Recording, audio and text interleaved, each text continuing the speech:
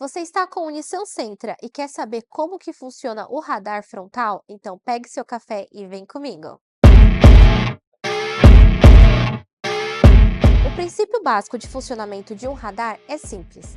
Ele irá emitir uma onda de radiofrequência que atingirá um obstáculo e essa onda retornará a esse mesmo sensor. Essa informação é enviada ao módulo, que é transformada em sinais para outros sistemas, como por exemplo o sistema de direção assistida e sistema de ABS do veículo. O sistema de radar frontal, ele é considerado um sistema ativo do sistema ADAS. Por quê? Porque identificando alguma possível batida, ele vai atuar freando o carro, por exemplo. Bom, pessoal, eu fiz a gravação dos parâmetros do radar em funcionamento e aqui a gente vai analisar. Em gerenciamento de clientes, vou selecionar a data, radar e parâmetros. Então, vamos lá. Aviso de previsão de colisão frontal. Este parâmetro, ele vai me indicar a possibilidade, né, de eu bater o carro. Então, ele vai acender ali um aviso. Então, ele ficou alternando entre on, que é a corzinha laranja, e off, desligado. Ou seja, sempre que eu estava atrás de um carro muito próximo, tipo 1 metro, 2 metros, ele já dava esse aviso de colisão frontal para eu ficar em alerta, tá? Depois, no parâmetro abaixo, a gente tem o FCW, que é um aviso de colisão de marcha à frente. Esse aviso estava desligado, tá? O outro que ele também apareceu pra gente foi o freio de emergência de avanço. Ou se você for fazer o diagnóstico ali, um TGS3, você vai verificar que é o sistema FEB, que é uma sigla, né? Que é o freio de emergência de avanço. Ele estava on. Ele estava on por quê? Indicando que esse freio de emergência está ativo no sistema, está funcionando, tá? Então, a qualquer momento, se precisar fazer uma freagem de emergência, esse sistema está apto para fazer isso. Logo abaixo, a gente tem o sistema PFCW, que é o aviso de previsão de colisão frontal também trabalhando. E ele também fica ali alternando entre on e off. Isso é legal porque a gente vê os sensores atuando, né? Então, mesmo que, por exemplo, os sensores estão com problema, nem sempre o módulo identifica imediatamente. Às vezes ele demora um tempo para armazenar esse erro, né? Porque tem que acontecer repetidas vezes. Então, com essa análise de parâmetros, a gente consegue ver se ele está atuando ou não. Ele tem que atuar, porque se ele está ligado no sistema, está calibrado, ele tem que funcionar. Se ele não estiver funcionando, aí sim a gente tem que se preocupar, tá? Mais abaixo a gente tem o interruptor do sistema FEB, que é o interruptor do freio de emergência, e ele estava desligado. Por quê? Porque não há necessidade, não houve, na verdade, né, a necessidade de utilizar, porque não teve nenhuma freagem de emergência. Temos também aqui, ó, configuração FCW, aviso de colisão frontal, on, indicando que esse sistema FCW também está presente no carro. Interruptor de freio desligado também. Alguns parâmetros, gente, eles são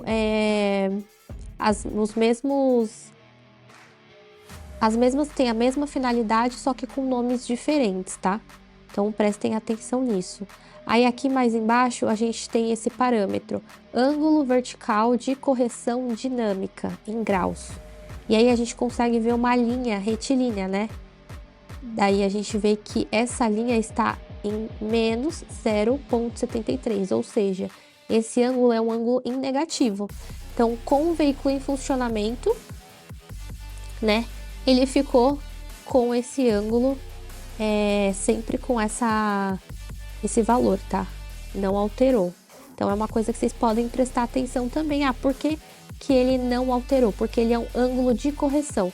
Então, como ele não detectou que o veículo, por exemplo, está num índice elevado, uma inclinação, ele não precisou recalcular o ângulo, por isso que ele fica estável, em algum valor estável. Nesse carro em questão, ele está em menos 0,73. O ângulo de direção variando certinho, ó, os ciclos dele, os picos, máximos e mínimos, e a constância também, né? Quando o veículo tá em linha reta, como vocês podem ver. Aí aqui também, ó, onde tá meu cursor, eu parei o cursor aqui. Então aqui, ó, tá indicando o ângulo de direção de 242 graus positivos, né? E eu tenho em que velocidade? Vamos ver o gráfico abaixo aqui. Ah, ele tá com esse ângulo com a velocidade 0 metros por segundo. Mas esse 0 metros por segundo quer indicar que eu não tenho nenhum veículo à minha frente para pegar de referência, não que o carro esteja parado. Porque a velocidade real do carro é outro parâmetro, essa velocidade relativa ao veículo da frente. Então prestem atenção para não fazer o diagnóstico errado, porque se você fosse basear que nesses parâmetros esse daqui não está funcionando, está em 0, você pode trocar um sensor não correto, né? Então prestem bem atenção nos valores e na descrição correta desses sensores. Descendo mais abaixo, aqui a gente tem o índice de derrapagem em graus por segundo, e ali ele tem um pico máximo e mínimo, que é quando ele está em movimento. Aqui ele está variando, ó, 3.7, 0.1, tudo certinho, funcionando. Então ele fica sempre trocando por conta que é o índice de derrapagem, né, pessoal? Agora vamos aqui mais para baixo, ó, ângulo vertical de correção estática, graus, em 0. Esse ângulo vertical de correção estática e o ângulo horizontal de correção dinâmica é de suma importância para vocês separadores que vão calibrar o ADAS. Por quê? Esse carro, ele tem um sistema dinâmico, né?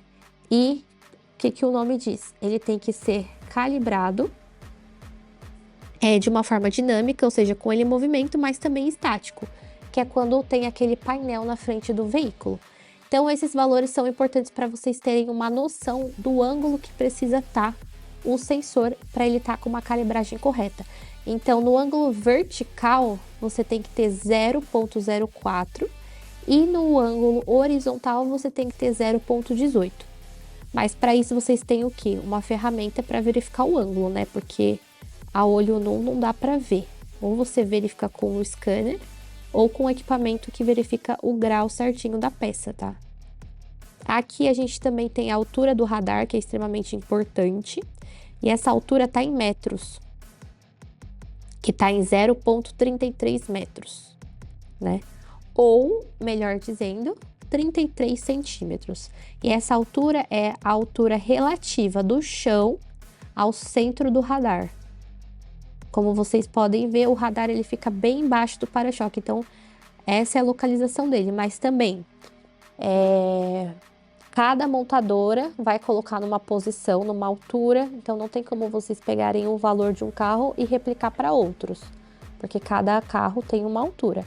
E também tem os radares, ficam ali normalmente embaixo, e vocês não podem confundir com a altura da câmera na hora de calibrar, porque a câmera fica no para-brisa, tá? Tem uma total diferença ali de altura. Esse carro em questão não tem câmera, só radar mesmo.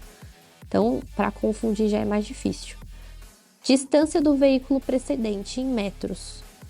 Aqui é quando a gente estava rodando com ele detectou o carro da frente e aí ele foi marcando, né, todos esses picos. Agora, mais embaixo, a gente tem o sensor de velocidade do veículo em quilômetros por hora. Então, aqui nesse pico eu estava a 40 quilômetros por hora, porque eu estava rodando dentro da cidade, com trânsito, com farol. Logo abaixo, a gente tem o ângulo horizontal de correção estática em menos 0,14 e o ângulo, né, a velocidade do ângulo de direção em graus por segundo. Olha só, os sistemas se juntando aí, misturando as informações, né? Um dando informação para o outro. Então, o ângulo de direção também faz parte do ADAS. Ele também faz parte indiretamente, né? Ele não tá dentro ali do sensor, do radar, mas ele usa da informação do ângulo de direção para fazer algumas atuações, assim como no sistema de freio. Bom, pessoal, essa foi a dica técnica de hoje. Espero que vocês tenham gostado. Dúvidas e sugestões, deixem aqui embaixo. Um beijo e até a próxima!